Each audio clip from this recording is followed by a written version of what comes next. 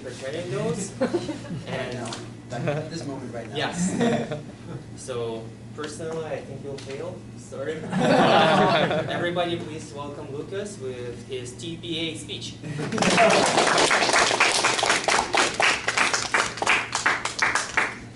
Raise of hands if you know what event starts next week.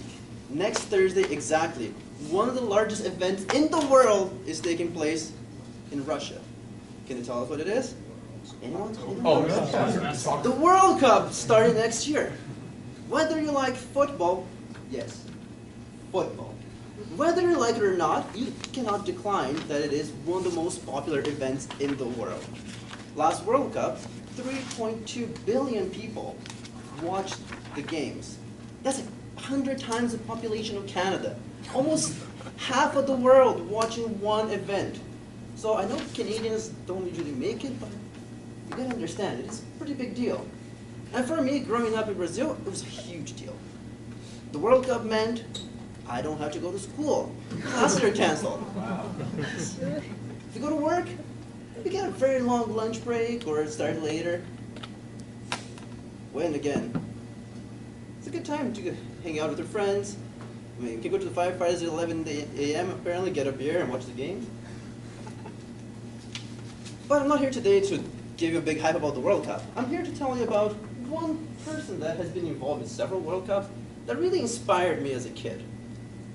He's a very proficient player, but way more than that. For those that are soccer players, you must have heard of this guy called Ronaldo. No, I'm not talking about the one playing right now from Portugal that has won nothing of value. I'm talking about the real one, the Brazilian one, R9. I'm gonna give a bit of a background. So this guy, he grew up, like many of the players in Brazil, like in a very small community outside of Rio, very, very poor conditions.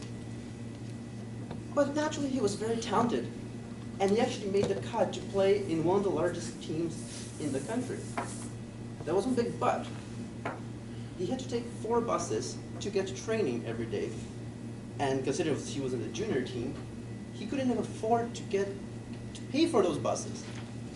So he ended up settling for like a very small team on the side, and he started his career, like junior career, and slowly gaining attention. People in the country were watching him very closely, and he was always impressing everyone. Of course, with his natural talent, sooner or later, another big club came, finally, hey, come play with us. They promoted him to professional at the age of 17, and the very year, 1994, he drew so much attention that the coach of the Brazilian national team got him to go to the World Cup in the United States. What did you accomplish when you were 17? Let me tell you, I've never been to any world event of that sort, and I'm 30 now. 17 years old, that is a major, major accomplishment.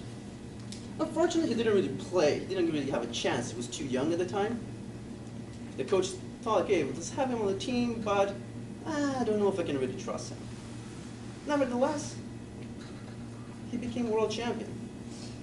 So he was there, he raised the trophy, but he actually gave interviews saying that he didn't really feel like he was a part of it. He never got in the pitch.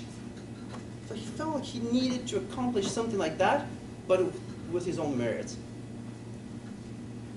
Of course, being in the Brazilian national team, winning the World Cup, all the eyes started looking at you, regardless who you are, regardless of your age and what, if you played or not. So all European teams started fighting for him. So he had offers left, right, and center. He ended up playing in all the largest clubs in Europe. And he was getting his reputation was growing faster every day. So in 1996, that was the first time he got chosen the best player in the world. Keep in mind, this guy was promoted in 1994. 2 years later, he's the best player in the freaking planet. 1997, guess what happens? It's him again, the best player in the world. So then 1998 comes. The World Cup happens again. This time in France. Of course, who is the big star? Who is everyone excited to see? Ronaldo. First game, he scores a goal. Second, third, fourth, fifth, 6 games. Brazil beats everyone. Ronaldo scored a total of 5 goals during the competition. And then it's just him and his big moment, the moment of glory. Brazil playing against France for the final, for the big title. Ronaldo suddenly had a seizure the night before the big game. No one really knows what happened. Some say it was the pressure, the stress, but the night before he was going to the hospital. By a miracle, he made up 40 minutes before the game started, and the coach at the time was wondering, are you in good shape to do this? But the pressure was on, and everyone in the world saying, we want to see him play in this final. We need him to get this title. He deserves it. He's the two-time best player in the world. He needs to do it. The match was a blank. It was almost as he never showed up. He was on the pitch. But this time, he just couldn't really deal with the pressure and being sick. Brazil got creamed by France. Later I realized it's a common thing with Brazil. If a player of ours goes away, our team just collapses, it's a freaking disaster, no one wins. We lost. But once again, the guy's he's a pretty young guy. He has a lot going still. He transfers back and forth many European clubs, getting ready for the next World Cup. 2002 is the next time when he has a chance to get the glory. 2000, while playing in Italy, running for a ball, he steps in a hole, and his knee just gives out. He injures his patellar muscle. He's out of the field for 5 months, working hard, a lot of hours doing physio. It's a long recovery. Everyone wondered, is he going to be the same? Is he going to be the same? Finally, 2001, he's back. His very first game, once again playing Italy. He's going for the ball, and he hits another player. Ronaldo collapses, and tears come out of his eyes. The whole world, the whole soccer world, just in shock.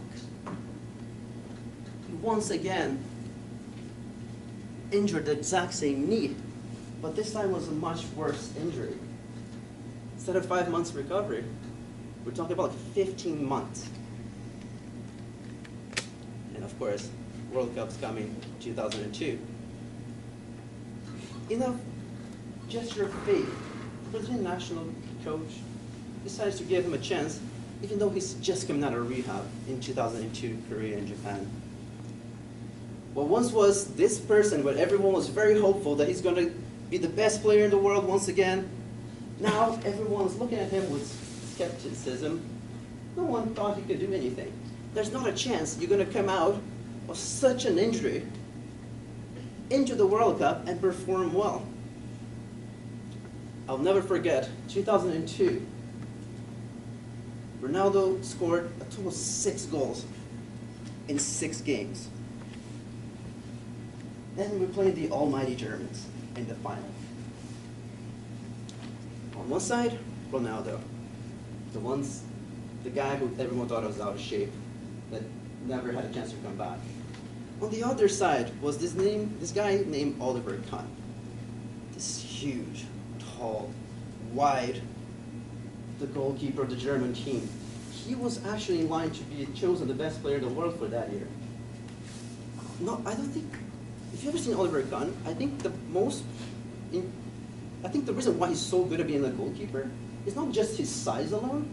It's just if you look at his face, and his eyes just look at you with so much anger, I feel like he's going to go and grab you by the neck. But that didn't stop Ronaldo.